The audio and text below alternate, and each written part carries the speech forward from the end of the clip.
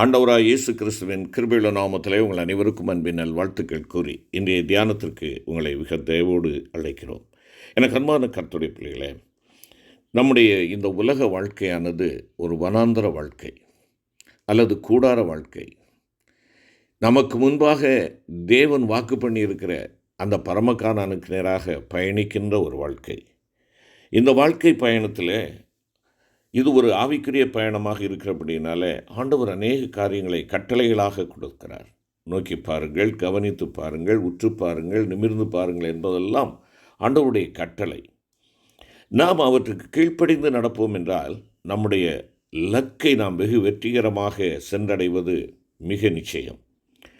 அவரிடத்தில் அன்பு கூறுகிறவர்களுக்கு அவருடைய கற்பனைகள் பாரமானவைகள் அல்ல, மாறாக அவற்றுக்கு கீழ்ப்படிவது அவர்களுடைய பயணத்தை இனிமையானதாகவும் பாதுகாப்பானதாகவும் மாற்றும் என்பதை நாம் உணர்ந்து கொள்ள வேண்டும். நாம் முதலாவதாக அவருடைய கட்டளையாக கவனித்து பாருங்கள் என்பதை குறித்து நாம் தியானிக்க ஆண்டவர் நமக்கு கிருபை செய்வாராக. பொதுவாக கவனித்து பார்த்தல் என்பது ஒரு மனிதன் அல்லது ஒரு பெண் தன்னுடைய முழு கவனத்தையும் ஏதாவது ஒன்றின் மேல் செலுத்தி அதை கண்ணோக்குவதை குறிக்கின்ற ஒரு சொல்லாகும். ஒரு காரியத்தை நமக்கு முன்பாக வைத்து அதையே முழு கவனத்தையும் செலுத்துவது. இந்த நவீன உலகத்தில் ஒரு நபர் கவனித்து பார்ப்பதற்கு எத்தனையோ காரியங்கள் அவனுக்கு முன்பாக வைக்கப்பட்டுள்ளன. ஆவிக்குரியவர்களான தேவ பிள்ளைகளோ அவைகளை கண்டும் கவனியாமற் போகிறார்கள். ஏன் தெரியுமா? அவைகளெல்லாம் அவர்கள் நாடி போகும் அவர்களது சுய தேசத்தை சேர்ந்தவைகள் அல்ல என்பதை அவர்கள் திட்டவட்டமாக அறிந்திருக்கின்றனர்.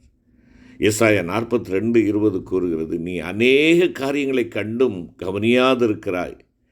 இந்த வசனம் நமக்கு நிலையான நகரம் நமக்கு இங்கே இல்லை, வரப்போகிறதையே நாடி தேடுகிறோம் என்பதை வெளிப்படுத்தக்கூடியதாக இருக்கிறது. நம்முடைய குடியிருப்போ பரலோகத்தில் இருக்கிறது. அங்கே இருந்து கர்த்தராய் இருக்கிற இயேசு கிறிஸ்து என்ற இரட்சகர் வர எதிர்பார்த்து கொண்டிருக்கிறோம் என்பதாக ஆண்டவருடைய வார்த்தை சொல்லுகிறது அல்லவா? அருமையான கர்த்தருடைய பிள்ளைகளே, இந்த அறிக்கையோடு வாக்குத்தத்த தேசத்தை தங்கள் விசுவாச கண்களால் கண்டு அதை நம்பி அணைத்து கொண்டு இந்த பூமியிலே தங்களை அந்நியரும் பரதேசிகளுமாக ஜீவிக்கிறவர்கள் தேவனுடைய பிள்ளைகளாக இருக்கிறார்கள். அவர்களை நோக்கி கர்த்தராகிய இயேசு கிறிஸ்து சொல்லுகிறார், உலகம் உங்களை பகைத்தால் அது உங்களை பகைக்கிறதற்கு முன்னே என்னை பகைத்தது என்று அறியுங்கள் என்பதாக குறிப்பிடுகிறார்.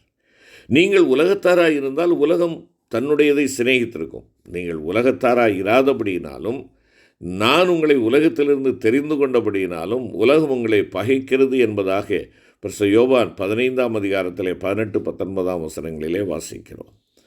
நான் உலகத்தான் அல்லாதது போல அவர்களும் உலகத்தார் அல்ல என்பதாக யோவான் 17-16 குறிப்பிடுகிறது.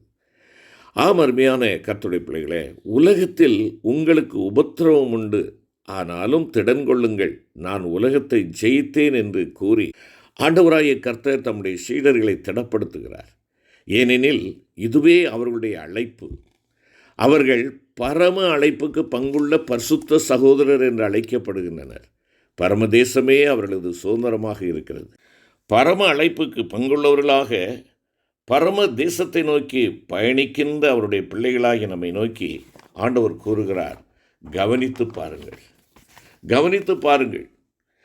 இந்த தேவ சத்தம் பரம அழைப்புக்கு பங்குள்ளவர்களாகிய பரிசுத்த சகோதரரே, நாம் அறிக்கை பண்ணுகிற அப்போஸ்தலரும் பிரதான ஆசாரியமாக இருக்கிற கிறிஸ்து இயேசுவை கவனித்து பாருங்கள் என்பதுதான். இதுதான் அந்த தேவனுடைய சத்தம். ஒரு குறிப்பிட்ட நபரை கவனித்து பார்த்தல் என்பது அவரை பின்பற்றும்படி, அவருடைய நடவடிக்கைகளை கூர்ந்து கவனிக்கும்படி என்று பொருள்படுகிறது. நீங்கள் நன்மை செய்து பாடுபடும் போது பொறுமையோடே சகித்தால் அதுவே தேவனுக்கு முன்பாக பிரீதியாக இருக்கும். இதற்காக நீங்கள் அழைக்கப்பட்டும் இருக்கிறீர்கள். ஏனெனில் கிறிஸ்துவும் உங்களுக்காக பாடுபட்டு நீங்கள் தம்முடைய அடிச்சுவடுகளை தொடர்ந்து வரும்படி உங்களுக்கு மாதிரியை பின்வைத்து போனார். அவர் பாவம் செய்யவில்லை, அவருடைய வாயிலே வஞ்சனை காணப்படவும் இல்லை. அவர் வையப்படும் போது பதில் வையாமலும் பாடுபடும் போது பயமுறுத்தாமலும் நியாயமாய் தீர்ப்பு செய்கிறவருக்கு தம்மை ஒப்புவித்தார் என்பதாக பேதுரு அப்போஸ்தலன் குறிப்பிடுகிறாரே.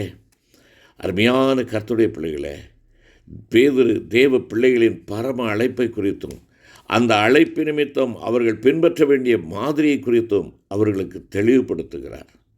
பரம அழைப்புக்கு பங்குள்ளவர்களாகிய நீங்களும் நானும் நம்மை அழைத்தவரும் நமக்கு முன்மாதிரியும் நமக்கு முன்னோடினவருமாயிருக்கிற ஆண்டவராகிய இயேசு கிறிஸ்துவை கவனித்து பார்க்க வேண்டும் என்று திருவசனம் தெளிவாய் கூறுகிறது.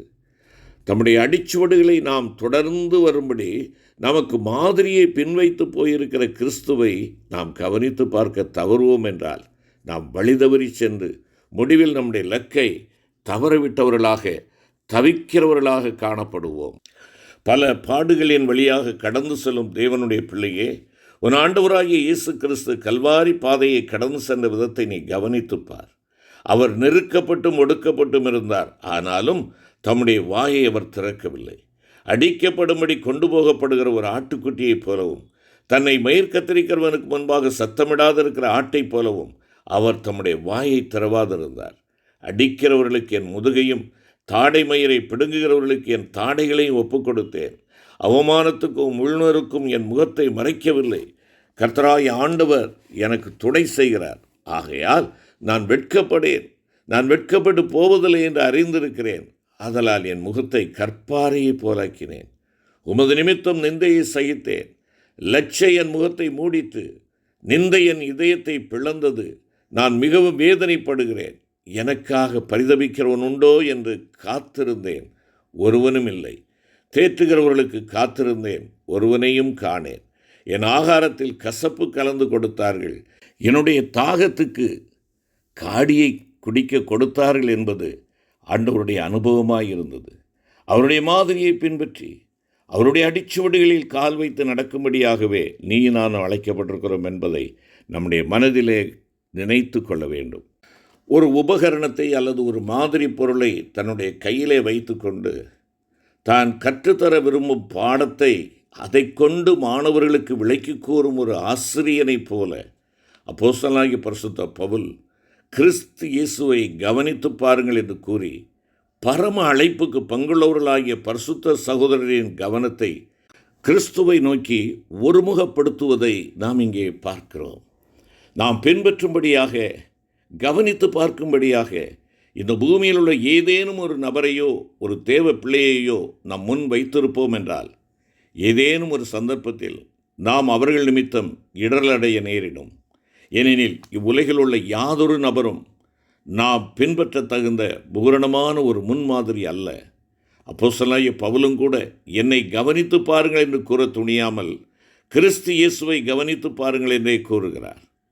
நான் கிறிஸ்துவை பின்பற்றுகிறது போல நீங்கள் என்னை பின்பற்றுகிறவர்களாக இருங்கள் என்றும் அவர் கூறுவதின் பொருள், நான் ஆண்டவராகிய இயேசு கிறிஸ்துவை எவ்விதமாக பின்பற்றுகிறேனோ அவ்விதமாகவே நீங்களும் அவரை பின்பற்றுங்கள் என்பதே ஆகும். நான் அடைந்தாயிற்று அல்லது முற்றிலும் தேறினவனானேன் என்று எண்ணாமல் கிறிஸ்து இயேசுவினால் நான் எதற்காக பிடிக்கப்பட்டேனோ அதை நான் பிடித்து கொள்ளும்படி ஆசையாய் தொடருகிறேன். என்னிடத்தில் நான் யாதொரு குற்றத்தையும் அறியேன். ஆகிலும் அதனாலே நான் நீதிமான் ஆகிறதில்லை. என்னை நியாயம் விசாரிக்கிறவர் கர்த்தரே என்பதாக அவர் குறிப்பிடுகிறதை பார்க்கிறோம். அவருடைய அறிக்கை அதுவாகத்தான் இருந்தது. அருமையான கர்த்தருடைய பிள்ளைகளே, நாம் கவனித்து பார்க்கும்படி ஆண்டவராகிய இயேசு கிறிஸ்து ஒருவரே நமக்கு மாதிரியாக அருளப்பட்டிருக்கிறார். நம்முடைய அளவுகோல் அவர் ஒருவரே. நமக்கு முன்மாதிரியாக இருக்கும்படியாகவே அவர் நம்மை போன்ற மாம்ச சரீரத்தில் மனுஷனாக இந்த உலகத்திற்கு வந்து யாதொரு குற்றமற்றவராக ஜீவித்தார். பரிசுத்தரும் குற்றமற்றவரும் மாசில்லாதவரும் பாவிகளுக்கு விலகினவரும் வானங்களிலும் உயர்ந்தவருமாயிருக்கிற இவ்விதமான பிரதான ஆசாரியரே நமக்கு ஏற்றவராயிருக்கிறார் என்பதாக எபிரேயர் 7வது அதிகாரத்திலே குறிப்பிடுகிறார். நாம் அவரை கவனித்து பார்க்கும்போது அவரில் உள்ள திவ்ய சுபாவங்களின் நிறைவையே நம்மால் காண முடிகிறது. என்னிடத்தில் பாவம் உண்டென்று உங்களில் யார் என்னை குற்றப்படுத்தக்கூடும் என்பது அவருடைய சவாலாக இருந்தது. நான் உங்களில் அன்பாயிருக்கிறது போல நீங்களும் ஒருவரில் ஒருவர் அன்பாயிருக்க வேண்டும் என்பதே என்னுடைய கற்பனையாயிருக்கிறது. ஆண்டவரும் போதகருமாகிய நானே உங்கள் கால்களை கழுவினதுண்டானால் நீங்களும் ஒருவருடைய கால்களை ஒருவர் கழுவக் கடவீர்கள். நான் உங்களுக்கு செய்தது போல நீங்களும் செய்யும்படி உங்களுக்கு மாதிரியை காண்பித்தேன். நான் சாந்தமும் மனத்தாழ்மையுமாயிருக்கிறேன். என் நுகத்தை உங்கள் மேல் ஏற்றுக்கொண்டு என்னிடத்தில் கற்றுக்கொள்ளுங்கள். இந்த வேத பகுதியில் யாவும் ஆண்டவரில் இருந்த பரிசுத்தம், அன்பு, சாந்தம், மனத்தாழ்மை போன்ற திவ்ய சுபாவங்களை நமக்கு சுட்டி காட்டுகின்றன. என்னை கண்டவன் பிதாவை கண்டான் என்று ஆண்டவர் கூறுகிறார். பிதாவின் சற்குணங்கள் யாவும் குமாரனில் வெளிப்பட்டன. அவற்றையே நாமும் உடையவர்களாய் இருக்க வேண்டும் என்று ஆண்டவர் விரும்புகிறார். பரலோகத்தில் இருக்கிற உங்கள் பிதா பூரண சற்குணராய் இருக்கிறது போல நீங்களும் பூரண சற்குணராய் இருக்க கடவீர்கள். உங்கள் பிதா இரக்கமுள்ளவராய் இருக்கிறது போல நீங்களும் இரக்கமுள்ளவர்களாய் இருங்கள் என்பவை போன்ற அவர்தம் வார்த்தைகளை நாம் கவனிப்போம் என்றால் இதை தெளிவாக நமக்கு கற்றுக் கொடுக்கிறதை நாம் காண முடியும். செபிப்போம். கிருபை நிறைந்த ஆண்டவரே, கவனித்து பார்க்கும்படியாக உம்முடைய வாழ்க்கையை எங்களுக்கு முன்மாதிரியாக வைத்திருக்கிறீர். உம்மிடத்திலே காணப்பட்ட ஆண்டவரே அன்பு, சாந்தம், மனத்தாழ்மை போன்ற திவ்ய சுபாவங்களை நாங்கள் தரித்து கொண்டவர்களாக அவைகளை வெளிப்படுத்தும் உம்முடைய சாட்சிகளாய் ஜீவிக்க ஒவ்வொரு நாளும் நாங்கள் உம்மை நோக்கி பார்த்து உம்மை கவனித்து பார்த்து ஆண்டவரே உம்முடைய வழியிலே உம்முடைய அடிச்சோட்டிலே நடந்து உம்முடைய பிள்ளைகள் என்பதை இந்த உலகம் அறிந்து கொள்ள எங்களை வழி நடத்தும். ஆண்டவர் இயேசு கிறிஸ்துவின் மூலம் வேண்டிக் கொள்கிறோம் பிதாவே. ஆமென்.